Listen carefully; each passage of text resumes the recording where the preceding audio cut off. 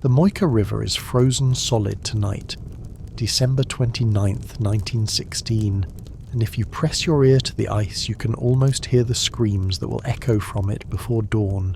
Snow falls on St. Petersburg like a burial shroud, muffling the clip-clop of horses, the crunch of boots, and the whispered prayers of men about to commit murder in the name of God and country. Welcome to the most spectacularly botched assassination in history, where the wine is definitely poisoned, the cakes are laced with enough cyanide to kill a regiment, and somehow, impossibly, the target will keep asking for more. I'm your guide through this absolute disaster of an evening, where Russia's most infamous holy man, or devil, depending on who you ask, will prove that sometimes being really hard to kill is less a miracle and more an inconvenience for everyone involved. The fireplace in Rasputin's apartment crackles with imported wood that costs more than most Russians see in a year. The flames cast dancing shadows across Orthodox icons that stare down at books of Jewish mysticism, Tibetan prayer wheels, and what might be either ancient wisdom or complete nonsense scrawled in languages no one here can read. It's like a spiritual yard sale, if yard sales could damn your soul. So before we descend into this carnival of incompetence, poison, and an unreasonable amount of bullets, take a moment to like this video and subscribe, but only if you genuinely enjoy stories about history's most unkillable mystic. Drop a comment letting me know where you're listening from and what time it is for you. I'm always curious who's gathering around this very particular fireplace, where saints and demons dance in the shadows. Now, pull your blankets closer. It's about to get cold in here, and I'm not just talking about the Russian winter.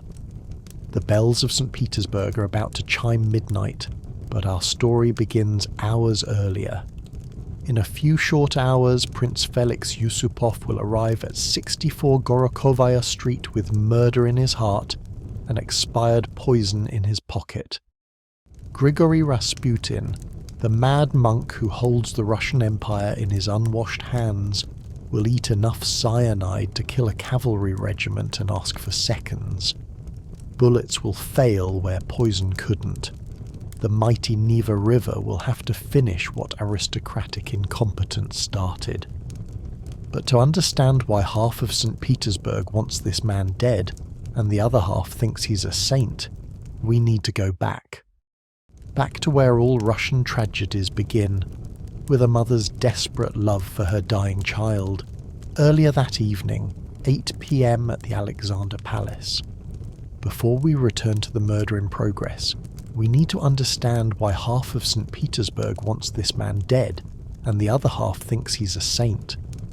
Because Grigory Rasputin didn't just stumble into power.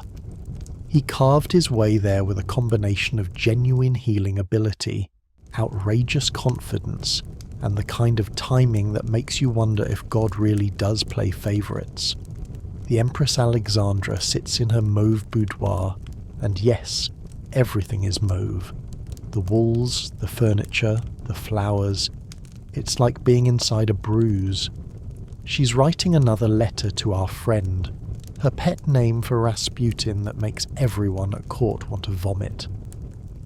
Beloved Father Grigory, she writes in her terrible Russian. She's German, never lets anyone forget it, and never bothered to properly learn the language of the country she supposedly rules. The little one had another episode yesterday, the doctors say. She stops, crumples the paper. The doctors. Useless. All of them. When her son, the Tsarevich Alexei, heir to all the Russias, bleeds, they stand around with their degrees and their Latin and their complete inability to help. Only Rasputin can stop the bleeding. How? Nobody knows. The man barely bathes, can't spell his own name consistently, and his medical knowledge consists mainly of pray harder and drink this tea that might be medicinal or might just be boiled grass. But it works. That's the maddening, inexplicable, empire-shaking truth. When Rasputin prays over the boy, the bleeding stops. Your Majesty, her lady-in-waiting, Anna Vyrobova, enters. She's Rasputin's biggest supporter at court, mainly because he apparently cured her after a train accident that should have killed her. She's also dumb as a box of rocks, which in the Byzantine world of court politics makes her either perfectly harmless or perfectly dangerous. Is there word from Father Grigori? He was supposed to visit tonight. No, Your Majesty, but... Anna hesitates. She's heard rumours. Everyone's heard rumours.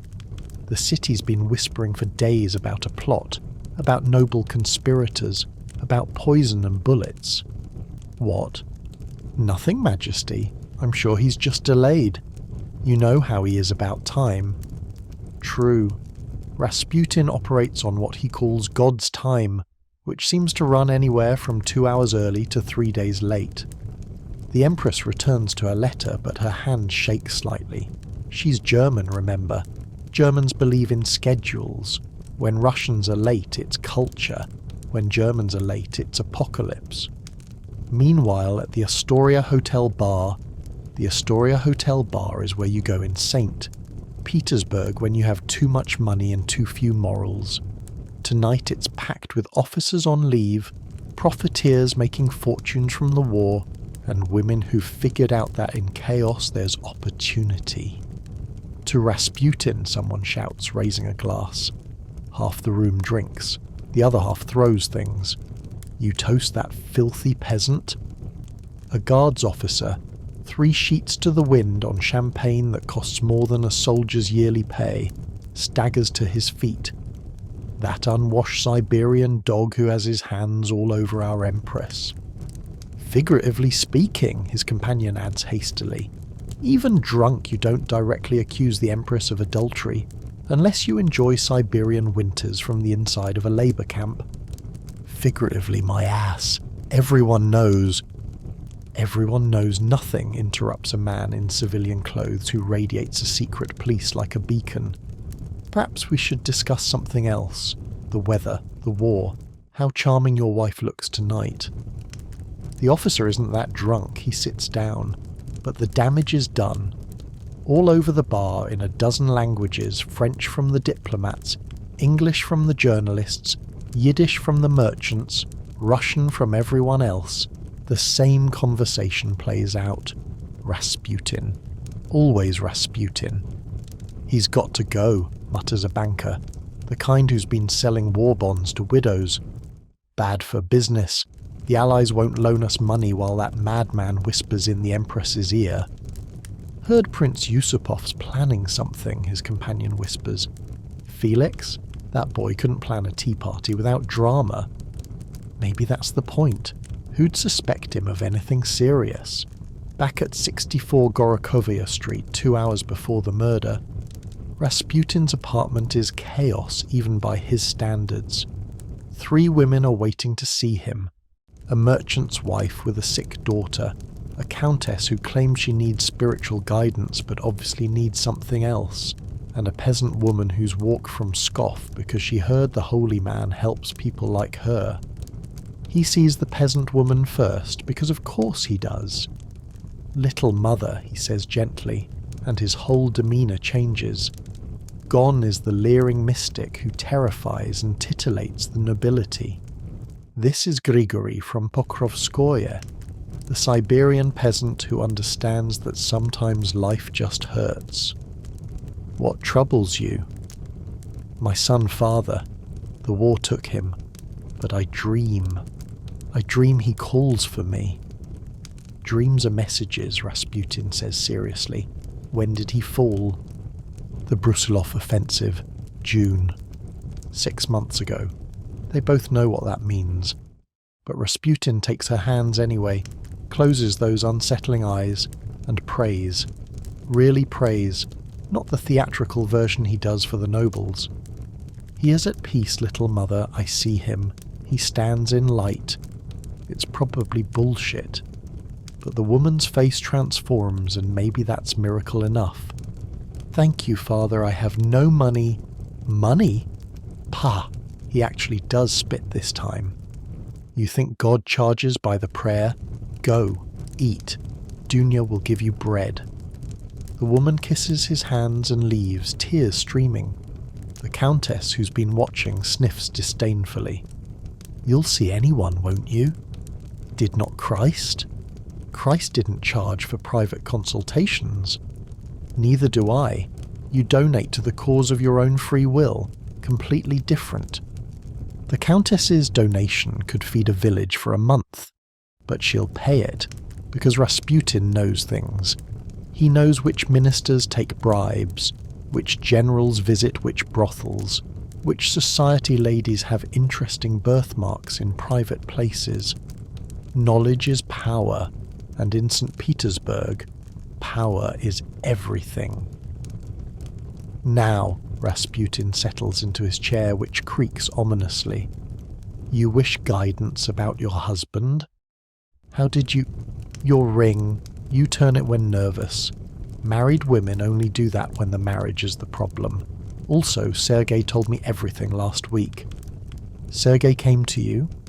Oh yes.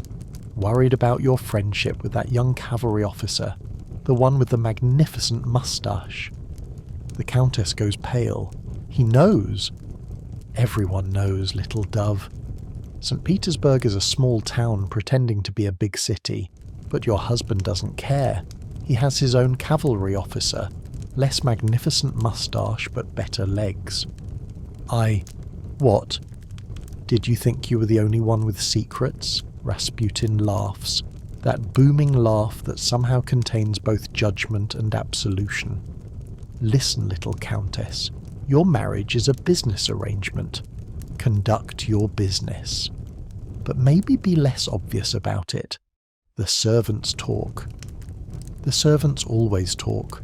Yes, but now they're writing memoirs. 10 p.m. The conspirators make final preparations. In the basement of the Moika Palace, murder is being prepared with all the competence of aristocrats who've never done their own dirty work, which is to say, badly. Dr. Stanislaus Lasuvert, hands shaking like autumn leaves, carefully measures potassium cyanide into crystalline portions. He's wearing evening gloves, his wife's evening gloves, because he forgot to bring proper ones. Steady, doctor, Vladimir Purishkevich mutters. The monarchist politician looks like someone inflated a walrus and taught it opinions. We're poisoning one mad monk, not the entire Duma. I've never poisoned anyone before, Lazuvert's voice cracks. There wasn't a course on assassination in medical school. Pretend it's medicine, very final medicine. Grand Duke Dmitri Pavlovich paces the room, leaving a trail of cigarette smoke and aristocratic anxiety. As the Tsar's cousin, he has the most to lose if this goes wrong. Well, except for his life. But in the calculus of Russian nobility, position often matters more than pulse. We should have more men, he says for the 12th time. More men means more witnesses, Purishkevich counters. 4 is already too many. 5, corrects a voice from the doorway. They spin to see Captain Sukhotin, another conspirator who wasn't supposed to arrive until later. The streets are crawling with police, he reports. Something stirred them up. They know? They suspect, which in this city amounts to the same thing. Dmitri throws his cigarette into the fireplace. We should abort. Abort. Purishkevich's mustache quivers with indignation. After all this planning, better than hanging. We're nobles. They don't hang nobles. They didn't used to do a lot of things they do now. Dr. Lazovert interrupts their bickering. It's ready. 3 cakes, 2 glasses worth of liquid cyanide, enough to kill an elephant. Or 1 mad monk, Sukhotin says grimly. They arrange the poisoned items on fine china, because even murder has standards in St. Petersburg. The cakes look delicious, pink and white frosting hiding death. The wine glows like liquid amber. Death has rarely looked so appetizing. "Now we wait," Dmitri says. "And pray," adds Lazovert. "To whom?" Prushkevich asks. "We're about to murder a man who claims to speak for God. Then we pray he has a sense of humour. 10:30 p.m. Felix prepares for murder.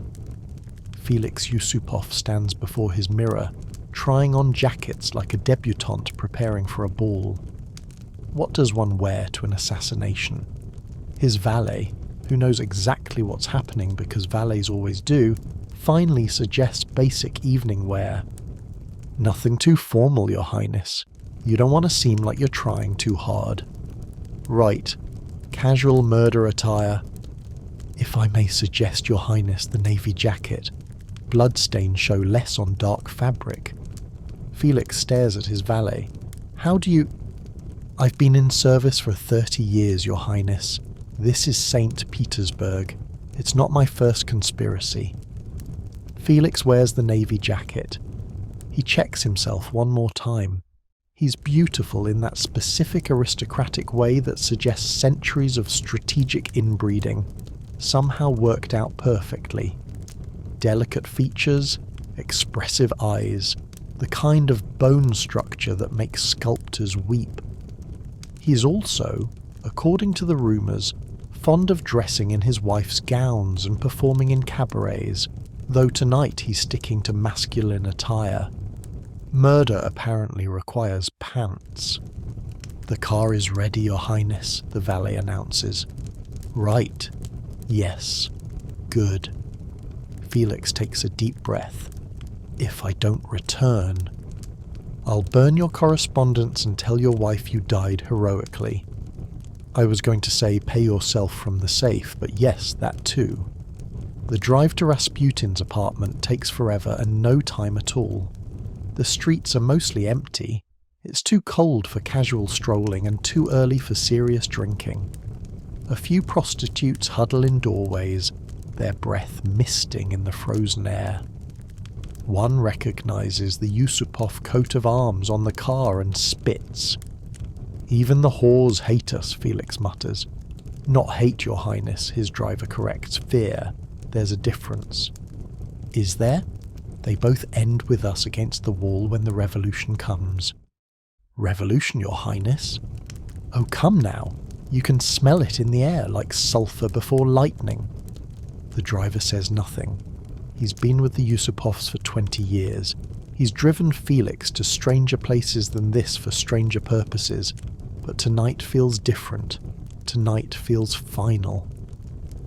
At Rasputin's building, Felix has to argue with the doorman, who's under strict orders not to let anyone up after 10 p.m.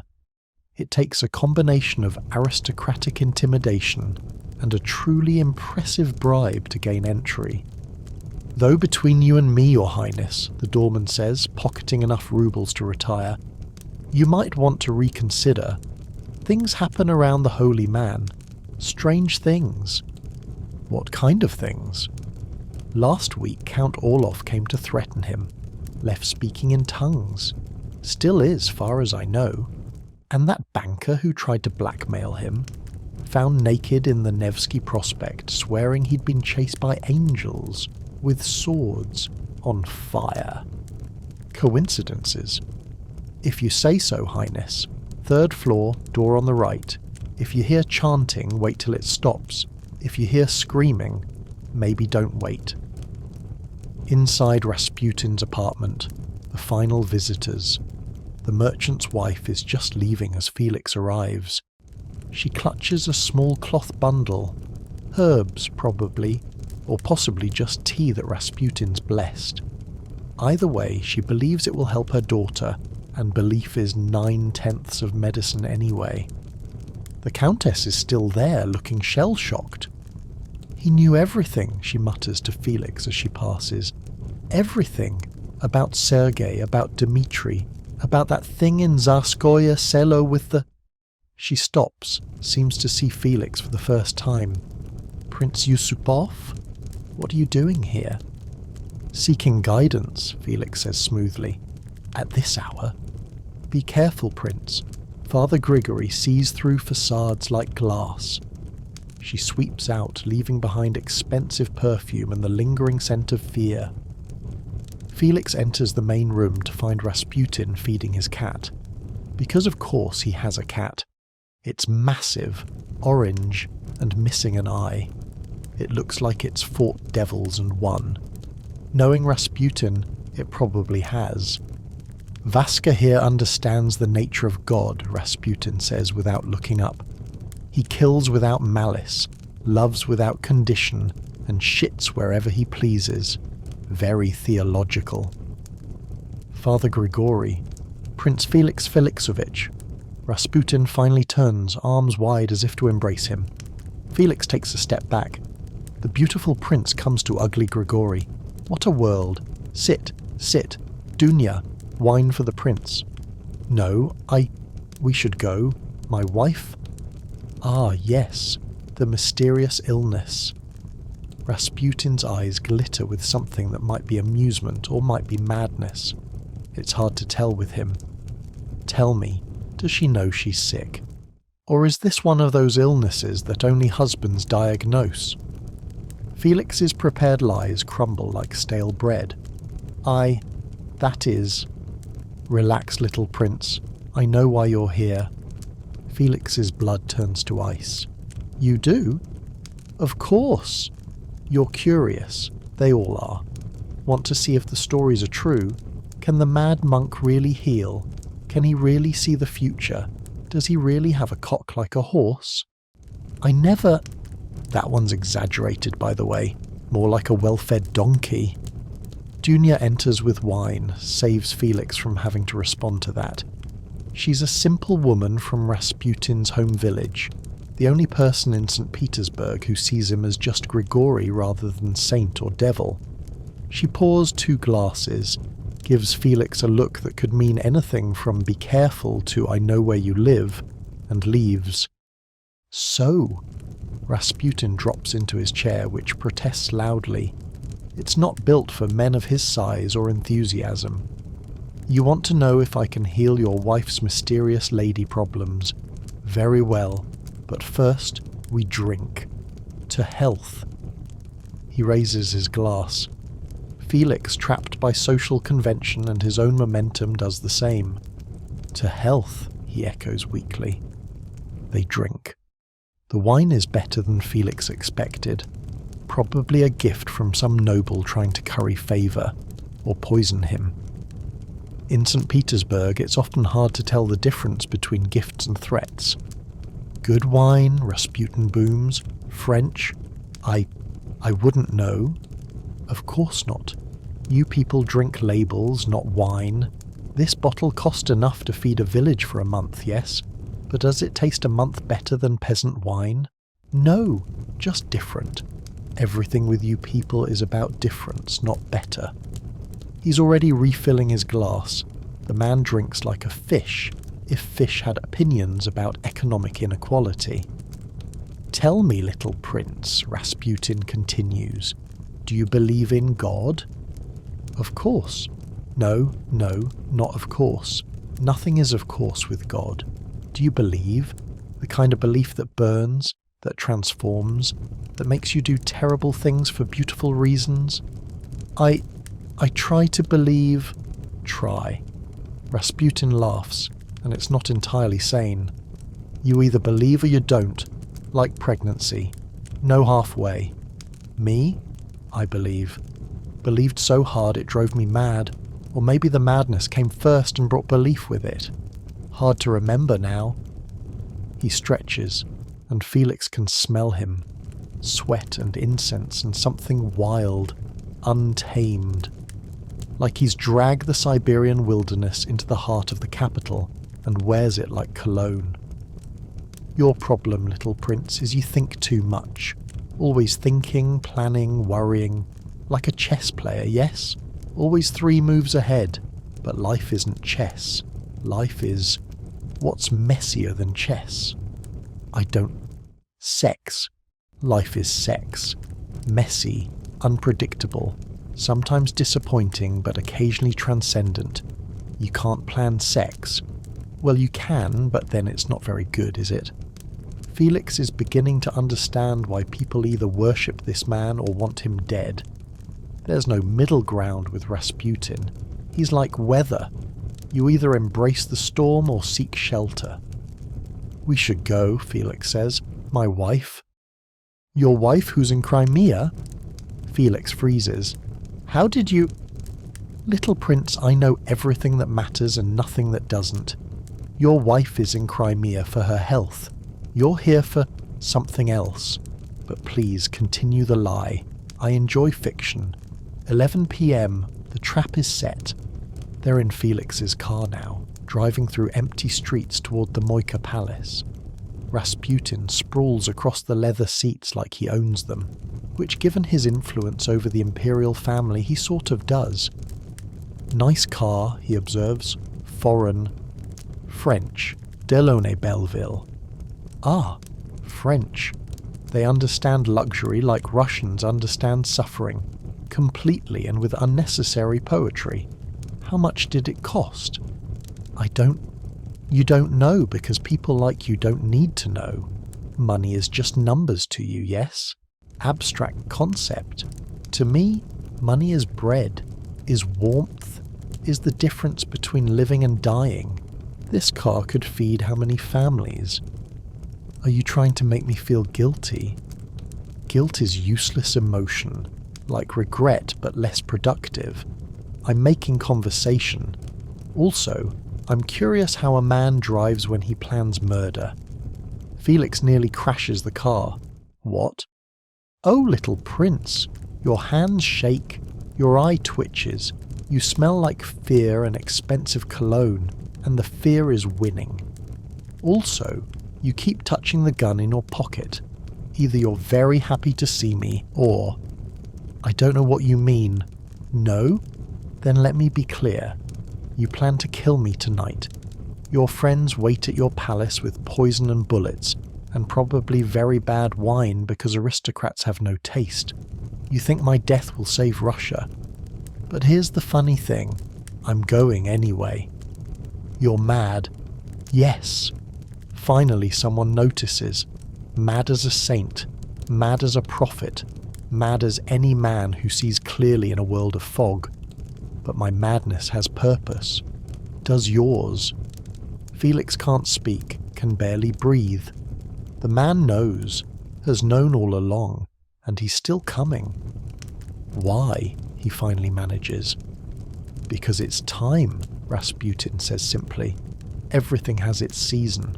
I've had mine. Danced with the mighty, healed the sick, scandalized the proper. Good life. Better than a Siberian peasant should expect. But now... He shrugs massively. Now the wheel turns. You could run. Leave the city. I could... What? Let me go? Tell your friends the bird flew? No, little prince. We both have our roles to play. You as murderer, me as martyr. History demands its sacrifices. They're approaching the palace now. The yellow walls look diseased in the gaslight, like something trying too hard to appear healthy. One question, Rasputin says. When I'm dead, what changes? Does the war end? Does bread become plentiful? Does the Tsarevich stop bleeding? The Empress will listen to reason without you whispering poison in her ear. The Empress hasn't listened to reason since her son first bled. I don't whisper poison, I whisper hope. False hope, maybe, but hope nonetheless. Take that away. He shrugs again. Well, you'll see. They pull up to the side entrance. The palace looms above them, all that aristocratic pretension carved in stone. Felix leads the way, each step feeling like a descent. Basements, Rasputin mutters as they go down. Always with the basements. You people build palaces reaching to heaven, then conduct your business underground. Very Russian, or very human. Hard to tell the difference sometimes. 11:30 p.m. In the killing room. The basement room glows with firelight and evil intentions disguised as hospitality. The table is set with the poison cakes and wine, crystal glasses catching the light like frozen screams. Everything is perfect, if your definition of perfect includes homicide. Cozy, Rasputin observes, like a tomb with refreshments. He sprawls into a chair with his usual disregard for furniture's feelings. Felix moves to the wine, hands shaking so badly he nearly drops the bottle. "Allow me," Rasputin says, taking it from him. "You're nervous. Understandable. Murder is intimate act, yes. More intimate than sex. Sex creates life. Murder unmakes it. Very personal." He pours 2 glasses, hands one to Felix. "To your health, little prince." Yes, health." They drink. Felix watches, waiting for the convulsions, the foaming, the death. Instead, Rasputin smacks his lips appreciatively. "Good wine. Better than I expected. Aristocrats usually have terrible taste. All label, no substance. But this has character. Bitter aftertaste, though. Almonds?" Felix can't speak. The man just identified the poison and he's reaching for another glass. "May I?" Rasputin gestures at the cakes. "Please, help yourself." He does. 1 cake. 2. 3. Each contains enough cyanide to fell a horse, and Rasputin eats them like a man who skipped dinner. Which, knowing him, he probably did. "Your cook," he says through a mouthful of poison pastry, "is an artist. Though a bit heavy with the almond extract, yes?" I'll tell her." "No need. I doubt I'll be dining here again." He winks, actually winks, and reaches for another cake. Felix excuses himself, claims he needs to check on his wife. He finds the other conspirators in various states of anxiety. "Well?" Dmitri demands. "He won't die." "What do you mean he won't die?" "I mean he's eaten enough poison to kill a regiment and he's asking for more cakes. He even commented on the almond taste." Dr. Lazovert looks like he might faint. "Impossible!" The dose was lethal, unless ... His face goes white. "The sugar, in the cakes. Sometimes sugar can neutralize cyanide if the proportions... Oh, God. You gave us expired poison that doesn't work with cake?" Prishkovich's voice rises to a pitch usually reserved for operatic sopranos. "I'm a doctor, not a poisoner. There's no medical school class on assassination." "What do we do?" Felix is near tears. He's down there, happy as a lamb, probably suspecting everything. "He knows," Felix admits. "He's known all along. He told me in the car." "He what?" "He knows we're going to kill him, and he came anyway." The conspirators exchange glances. This is worse than failure.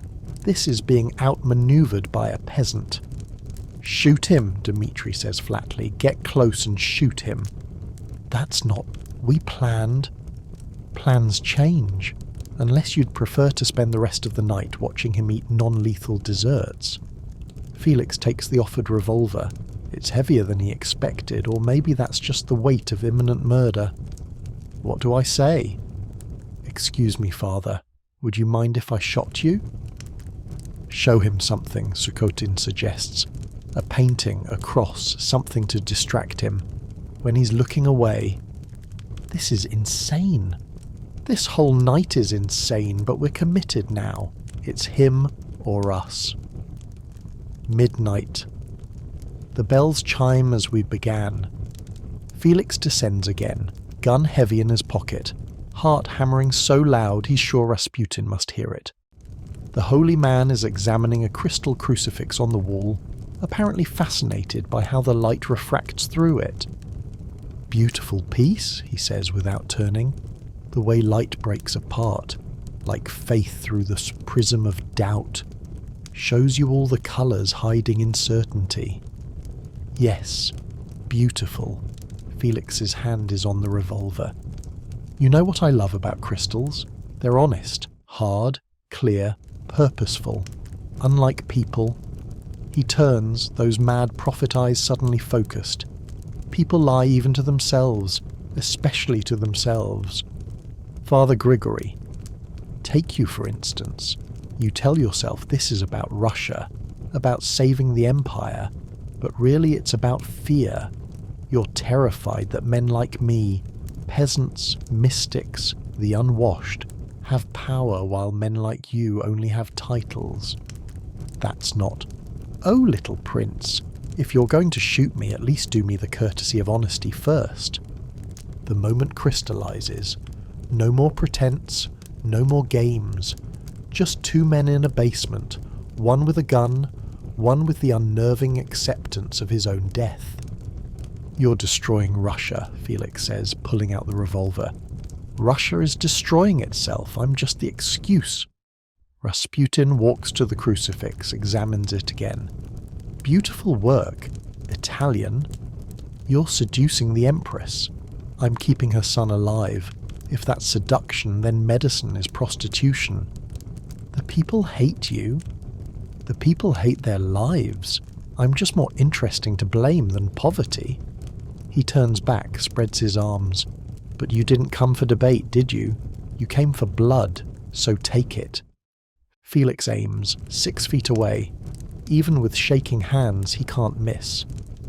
One question first, Rasputin says calmly. When I'm dead, what changes? The war ends.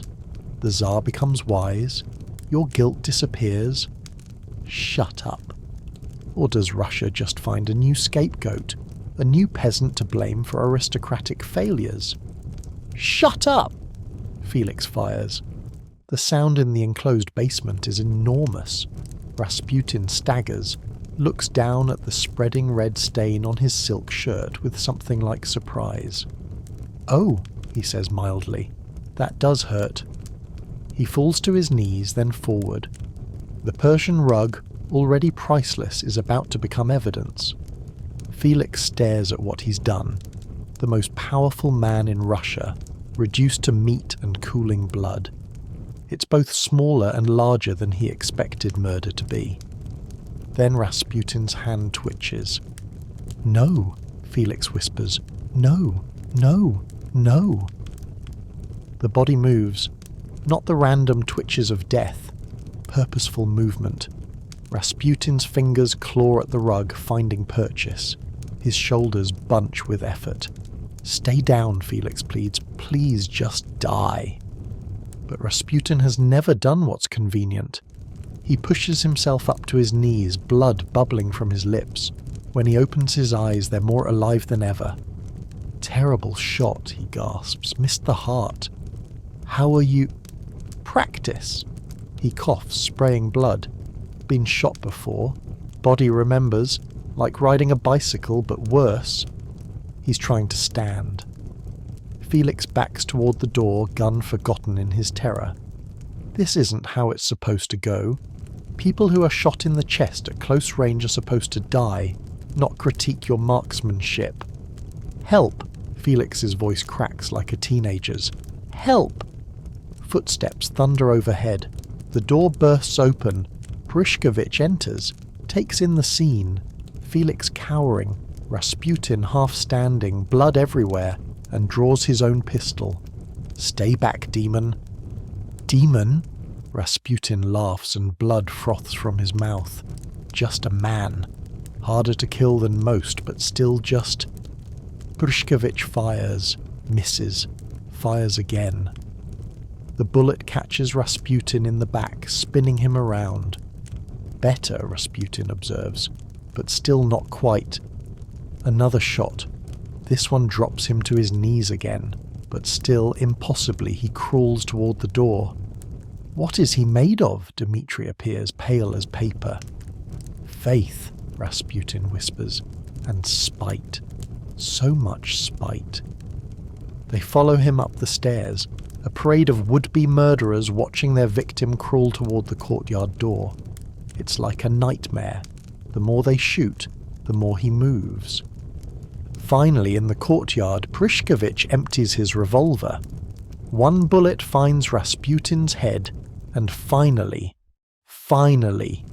He stops moving. They stand in the snow, breath misting, staring at the body. Nobody wants to check if he's actually dead this time. "Is it over?" Felix whispers. Snow begins to fall, covering the blood trail like nature's own cover-up. "Get rope," Dmitri orders. "Lots of rope, and chains, and anything else that might keep him down." "You think he'll—" "I don't think anything anymore. I just want him in the river before he decides to resurrect." 2 a.m, disposal of the evidence. They wrap Rasputin in a curtain from the palace. Expensive velvet that will be missed but can be explained as sent for cleaning. The rope they use could dock a ship. They're taking no chances. His eyes are open, Dr. Lazavert notes, voice hollow. "So close them." "I tried. They won't stay closed." Indeed, Rasputin's eyes stare accusingly at his murderers, even in death. It's unnerving enough that they end up putting a bag over his head. Loading the body into the car proves challenging. Rasputin was tall in life. In death, he seems to have gained weight and awkward angles. They fold him like a reluctant accordion, everybody trying not to think about the warmth still radiating from the corpse. "The blood," someone notes. "The courtyard looks like an abattoir." "Snow will cover it," Dmitri says. "By morning—" "It is morning," Felix points out. "By later morning then. Drive. Now." The car lurches through empty streets. In the back, the body shifts with each turn, and more than once they swear they hear breathing. But when they check, heart hammering, guns drawn, there's nothing but cooling meat and those terrible open eyes visible through the bag's weave. At the Petrovsky Bridge, they discover the ice is thicker than expected. It takes 20 minutes of kicking and cursing to create a hole large enough for a body. 20 minutes of checking over their shoulders, of jumping at every sound, of wondering if Rasputin might suddenly sit up and ask for more wine. Finally, they have their hole. The black water below moves fast, the never truly freezes, just pretends to while its heart keeps flowing. "On 3, Dmitri commands. 1... "Wait," Felix says. "Should we say something? A prayer?" "A prayer? For him? For us, maybe?" "The time for prayers passed when we loaded the poison.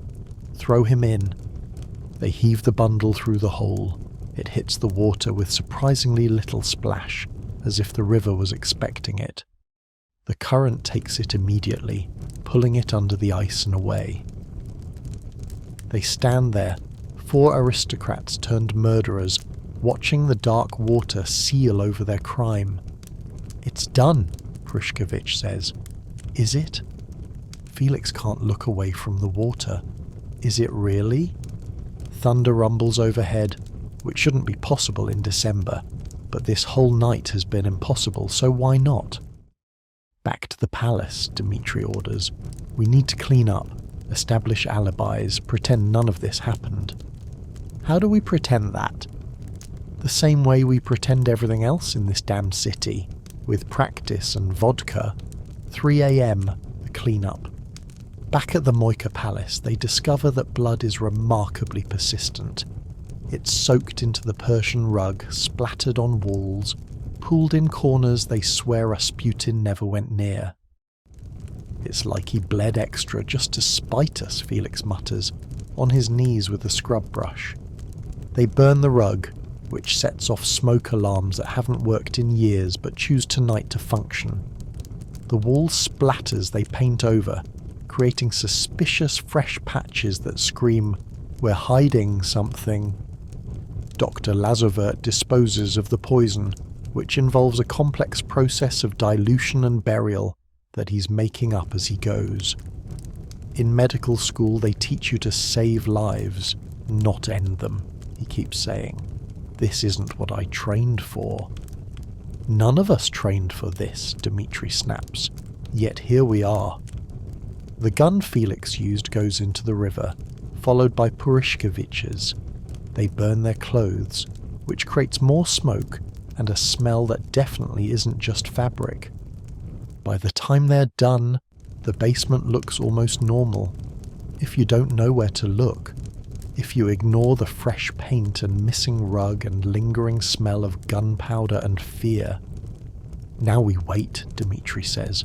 For what? For someone to notice he's missing, for the police, for the world to end, whatever comes first. They retire to separate rooms, each alone with their guilt and the growing certainty that they've made everything worse. Dawn, December 30th. The news spreads. Dunya wakes early as always to start the samovar. The apartment feels wrong. Too quiet, too cold despite the blazing fireplace. Father Grigory's cat, Vaska, sits by the door yowling. He'll be back, she tells the cat, but her voice lacks conviction. She finds the letter Rasputin left, sealed with wax and his peculiar seal, a cross wrapped in vines or snakes depending on how you look at it. The instruction on the outside reads, "When I am gone." Not if, when. She doesn't open it. Not yet. Instead, she goes through the morning routine, brewing tea no one will drink, preparing breakfast no one will eat. The apartment fills with the smell of bread and emptiness. The first visitor arrives at 7, a merchant's wife come for healing. Dunya sends her away, then a ministry clerk with urgent business, then Anna Virubova, the Empress's friend, who takes one look at Dunya's face and goes white. Where is he? Prince Yusupov came last night. They left together. He hasn't returned. Anna doesn't ask more questions. In St. Petersburg, when someone doesn't return, you don't need details to know the shape of the tragedy. By 8, the phone, that modern marvel Rasputin insisted on despite barely understanding it, rings constantly. Dunya stops answering. What would she say? The holy man is indisposed, possibly dead. Please call back never. The police arrive at 9, which is remarkably fast for St. Petersburg law enforcement. They usually take days to respond to murders, but then this isn't just any murder. When did you last see Father Grigory? The detective is young, eager, the kind who still thinks justice matters more than politics. He'll learn. Last night, Prince Yusupov came, said his wife was ill. What time? Near midnight. And Father Grigory went with him? Yes, he said. She pauses, remembering. He said to keep the fire burning, that someone would need its warmth before dawn. The detective writes this down, though what he makes of it, God knows. Probably thinks it's more mystical nonsense. But Dunya understands now. It wasn't prophecy. It was simpler than that. Someone always needs warmth before dawn. At the Alexander Palace. The Empress receives the news while at breakfast with her daughters. Her hand freezes halfway to her teacup. Missing? What do you mean missing? He left his apartment last night with Prince Yusupov, Your Majesty. He hasn't been seen since. The teacup falls, shattering on imported marble. Tea spreads like blood. Find him, she whispers, then louder, find him! The daughters, Olga, Tatiana, Maria and Anastasia, exchange glances. They've seen their mother upset before, but this is different. This is the face of someone watching their world end. Mama, Olga, the eldest, ventures, perhaps Father Grigory is just... He would send word. He always sends word. The Empress stands, swaying slightly. Felix Yusupov. Bring him here. Now. Your Majesty, Prince Yusupov is the Tsar's nephew by marriage. We can't just... Can't. The Empress's voice could freeze flame. I am asking for my son's life. The holy man keeps Alexei alive. Without him... She doesn't finish. Everyone knows what happens without Rasputin. The Tsarevich bleeds. When the air bleeds, the empire bleeds. Double the police, she orders. Triple them. Search every palace, every bridge, every... A thought strikes her, terrible in its clarity. The river. Search the river. Your Majesty. They always use the river. When nobles kill peasants, they throw them in the river. She's crying now, tears cutting channels through her powder. Find our friend. Find him before it's too late. But everyone in the room knows it's already too late. Has been since the moment Rasputin walked out his door. At police headquarters. The order comes down. Find Rasputin. Every policeman, every informant, every street sweeper who might have seen something. Check the bridges first, the chief orders. He's been in St. Petersburg law enforcement for 30 years. He knows how these things go. Then the palaces of anyone who's publicly threatened him. That's half the nobility, sir. Then check half the nobility. Start with Prince Yusupov. The prince claims he was playing cards all night. Multiple witnesses. Witnesses can be bought. Check anyway. By noon, they've found the blood in the Moika Palace courtyard. Snow covered most of it, but blood has a way of persisting. It seeps, it stains, it tells stories. There was a struggle here, the detective notes. Multiple shots fired. See the marks on the wall? And this trail. He follows the blood. Someone crawled from here to here, then was dragged to approximately here. A vehicle? Almost certainly. And from the amount of blood, whoever lost it isn't walking away. They find more inside. The freshly painted walls, the missing rug, the smell of gunpowder that no amount of French perfume can quite hide. Felix maintains his innocence with the desperation of the obviously guilty. We were playing cards. Ask anyone. We did. Funny thing, they all tell exactly the same story. Same words, same order, like they rehearsed it. Because it's the truth. Prince Yusupov, there's blood in your courtyard and fresh paint on your basement walls. Would you care to revise your story? Felix lawyers up, which in 1916 means summoning family connections and reminding everyone that he's married to the Tsar's niece. But the damage is done. Everyone knows. The discovery.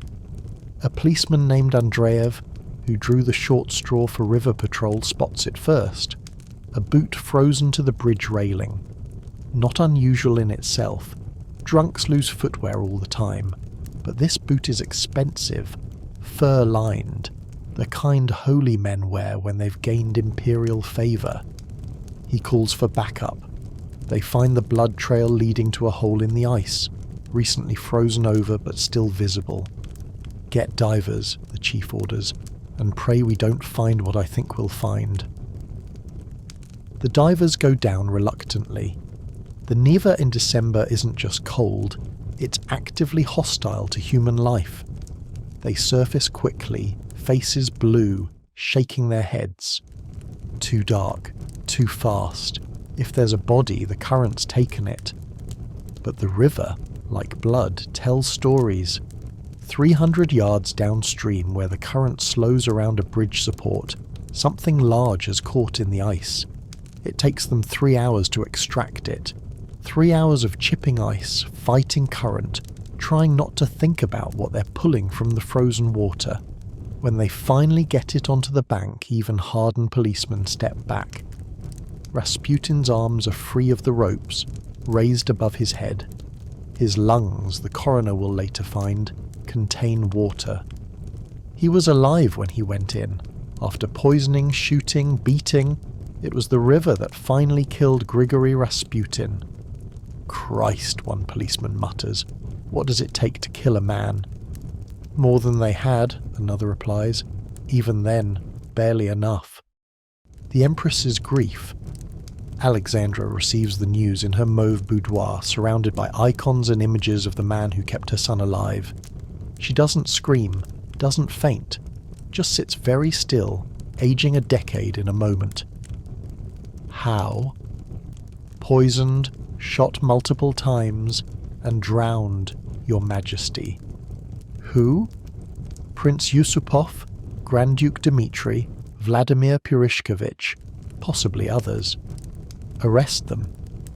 Your Majesty, the Grand Duke is the Tsar's cousin. Prince Yusupov is family. The political ramifications. Arrest them. But it's already too late. The conspirators have too many connections, too much protection. Dmitri is quietly exiled to Persia, which saves his life when the revolution comes. Felix is sent to his estates. Purishkevich continues giving speeches about saving Russia from dark forces, apparently missing the irony. The Empress writes to her husband at the front, "They have killed him. Our friend is gone. Now comes the darkness." She's not wrong. The funeral that nearly started a revolution. The Tsar returns from the front for the funeral, looking like a man who's just realised he's been sleepwalking toward a cliff. "We must give him a state funeral," the Empress insists. "He saved our son. He served Russia." "He was a peasant," the ministers argue. "A scandal. A state funeral would be..." "What? Improper. They murdered him, shot him like a dog, and you worry about propriety?" The compromise satisfies no one. A private funeral at Tsarskoye Selo, attended only by the imperial family and a few loyalists. The body is interred in a chapel being built on the palace grounds, with plans for a proper monument later. There will be no later. As the coffin is lowered, the Tsarevich Alexei, pale and fragile, asks, "Who will help me now when the bleeding comes?" His mother has no answer. Neither does history. January 1917. The prophecies begin. Dunya finally opens Rasputin's letter. Her hands shake as she reads his scrawled words. "I write this with knowledge of my death approaching. If I am killed by common men, by peasants, Russia will remain at peace, and the Romanovs will rule for centuries. But if nobles kill me, if those of high blood spill mine, then woe to Russia. The land will drown in blood. Brother will kill brother. The nobles will flee or die. The Tsar and all his family will not live 2 years past my death. Russia will be baptized in suffering for 3 generations before God's mercy returns." She takes the letter to the authorities, who file it away as the ravings of a madman. But as January turns to February, as bread lines grow longer and anger grows hotter, people remember. When the February Revolution erupts, someone spray paints on the Winter Palace walls, "Rasputin was right." March 1917, the Tsar abdicates. Nicholas II, emperor and autocrat of all the Russias, signs his abdication with the same pen he used to exile Rasputin's killers. The irony is lost on him, but not on history. "If we had protected him," the Empress weeps, "he would have protected us. But there are no more protectors now, only revolutionaries and revenge." July 1918. The prophecy completes. In a basement in Ekaterinburg, another basement, because Russian history loves its underground horrors, the Romanov family faces their own firing squad.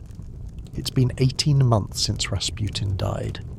He predicted 2 years.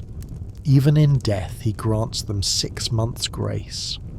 The Tsarevich Alexei, the boy whose bleeding episodes shaped an empire, faces the guns with strange calm. "Will I see Father Grigory?" he asks. No one answers. Then everyone fires. The bodies are thrown down a mine shaft, later burned, scattered. Like Rasputin, they prove hard to kill cleanly. Like Rasputin, they become more powerful as martyrs than they ever were alive. Epilogue: the eternal fire. But on this night, December 30th, 1916, all of that is still future. Right now, in the frozen waters of the Neva, a body drifts beneath the ice and in apartments across St. Petersburg. Petersburg, People whisper about the holy man who wouldn't die. In Rasputin's apartment, Dunya keeps the fire burning as he asked. She doesn't know why, but his last wishes seem important now. People come throughout the day. Believers seeking miracles, reporters seeking stories, police seeking evidence. She sends them all away except one, a young woman with a sick child, who heard the holy man was dead but came anyway. "I have nowhere else to go," the woman says simply. Dunya looks at the child, feverish, thin, dying. What would Father Grigory do? "Come," she says finally, "sit by the fire, I'll make tea." She doesn't have healing hands, doesn't have mystical powers, but she has tea and warmth and kindness, and sometimes that's enough. She tells the child stories about the holy man who could stop bleeding with a prayer, who saw the future in firelight, who died but wouldn't stay down. "Was he really magic?" the child asks. "I don't know," Dunya admits, but he believed he was, and sometimes belief is its own magic. The child sleeps by the fire, fever-breaking, probably coincidence. Probably. Outside, St. Petersburg churns toward revolution. The old world is dying and the new one struggles to be born. In palaces, nobles toast Rasputin's death, not knowing they toast their own. In factories, workers plan strikes, not knowing they plan empire's end. But in this apartment, in this moment, there's just an old woman, a sick child, and a fire that burns on through the night. Dunya feeds it carefully, remembering Rasputin's words. Someone will need its warmth before dawn. She understands now. It wasn't prophecy. It was simpler than that. Someone always needs warmth before dawn. Someone always needs light in the darkness. The fire crackles, casting shadows of saints and demons on the walls. And in those shadows, if you look just right, you might see a tall figure with wild hair and wilder eyes, warming his hands and laughing at the beautiful absurdity of it all, as our tale truly ends. And so, dear witness to history's strangest murder, we've walked through the night they came for the mad monk of St. Petersburg.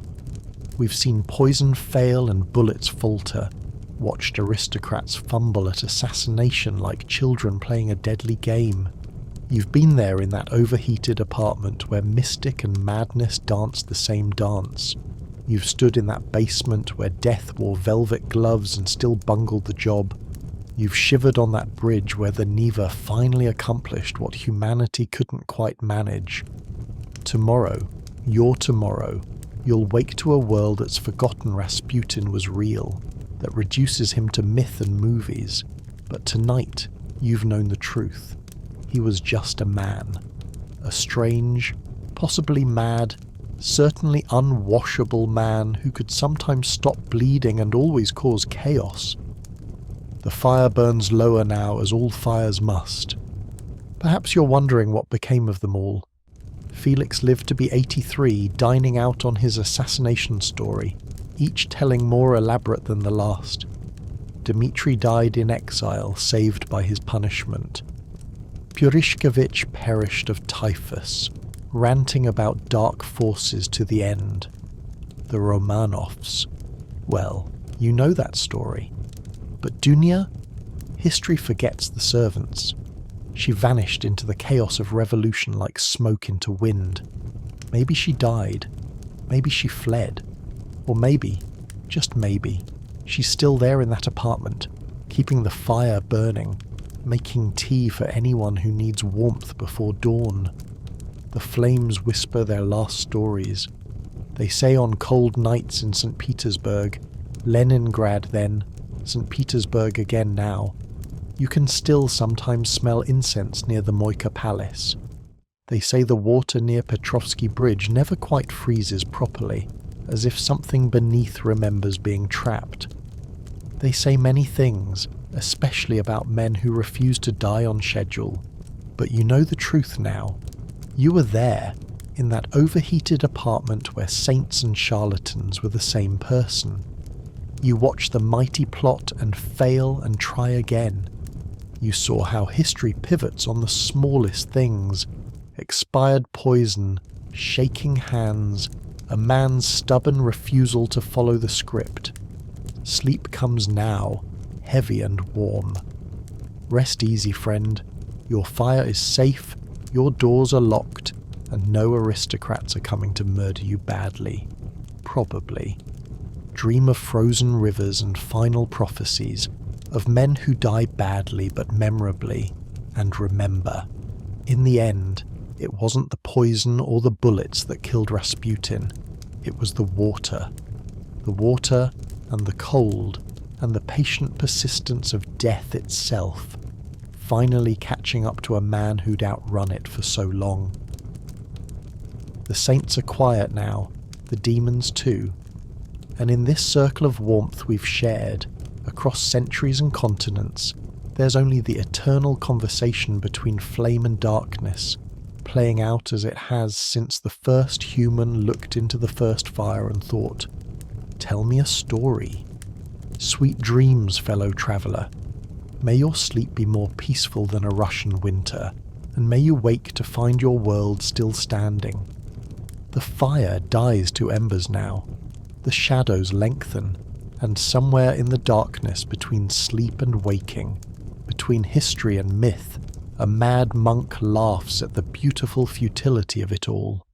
The saints are watching, the demons too, but tonight they're all just shadows dancing in firelight, keeping you company until dawn,